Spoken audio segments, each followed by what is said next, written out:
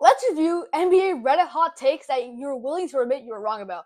So the narrator initially states that back when the dinosaurs roamed the earth, MJ decided to prop up his Wizards and invested by trading for Jerry Stackhouse and a combination of Kwame Brown and other fools, he calls it, and he thought they'd win an Eastern Conference Final title.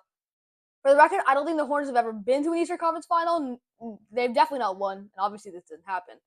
Next one just says, I believe James Wiseman. I was one of the people that believed in James Wiseman as a Warriors fan. I'm really upset how that turned out because we just wasted a number 2 pick.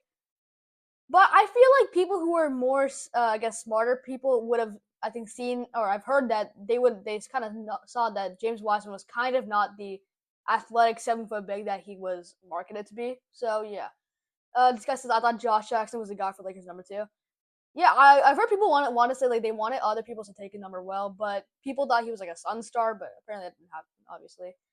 This guy said that I thought Presti was too passive at the deadline and the Thunder were gonna choke because they lacked a scorer off the bench. Honestly, this isn't even a bad take. I think it's true because if Wiggins or Joe didn't show up, the Pacers I think win that series because they needed that bench scoring and they showed up. But it's not even that bad of a take where it makes sense. I think.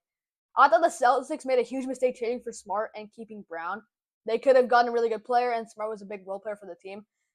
So yeah, Marcus Smart is a great defender, and in that 2022 run, that Celtics team had the best, one of the best defenses ever, I believe. But Jaylen Brown, I think many people saw him as the future of the team, along with Jason Tatum.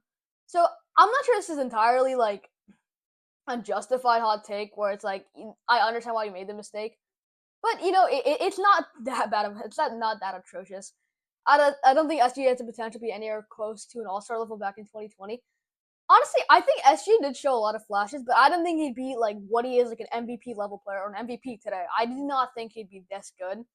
So that just kind of shows how good of a player SGA is in general. So yeah. Um, Actual hot take: Jalen Green is being overlooked in favor of Ant, who I thought wasn't that far of a player at all.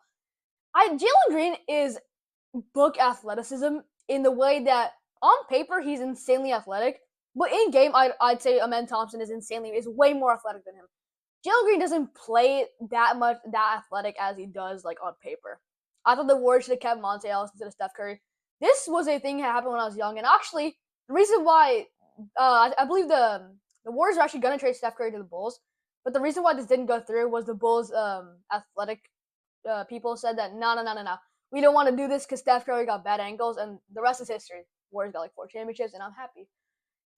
I made fun of the Nuggets for the Aaron Gordon trade. I thought it wouldn't do anything for them. Yeah, Aaron Gordon was exactly what the Nuggets really needed. He works really well with Jokic, and the fact that he can roll off the Jokic's like I guess gravity in the sense. I've always liked Aaron Gordon as a player. I thought he's really great. So I never thought that him getting traded to the Nuggets was a bad thing. I just didn't think it'd work out and had be so complimentary to Jokic as it is today. I thought Christian would have turned into an actual productive NBA player for the Mavs.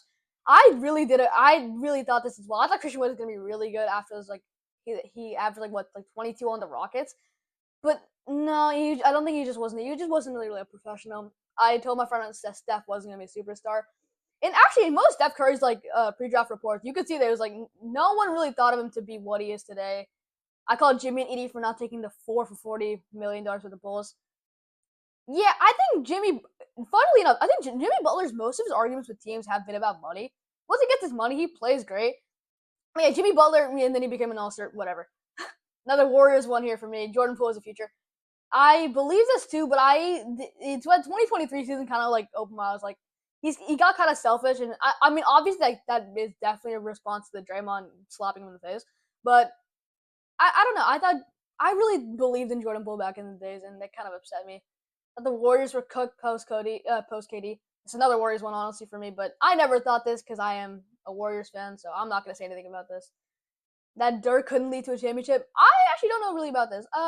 But what I do know is that Dirk, before his 2011 ring, he kind of had I guess a tendency or a reputation of not really winning in the playoffs. So I actually think, in my own hot take, that this 2011 ring for Dirk Nowitzki specifically kind of like saved his career in the sense where he's immortalized in Mavs fans and most people, as this is like the best championship of all time. I believe most people consider that. I was dead wrong about LaMelo. He's amazing when he's healthy. Yeah, I thought like especially all of the ball kids when they're insanely hyped up, where they would gonna be as good in the NBA. LaMelo's great when he's healthy, but like he's just injured all the time, and for now he's just not. I'm never gonna consider him to be that good until he stays on the floor for more than 30 games. Someone else thought that the Thunder should trade SGA and build around Giddey. This is during Giddey's rookie year when OKC was still tanking.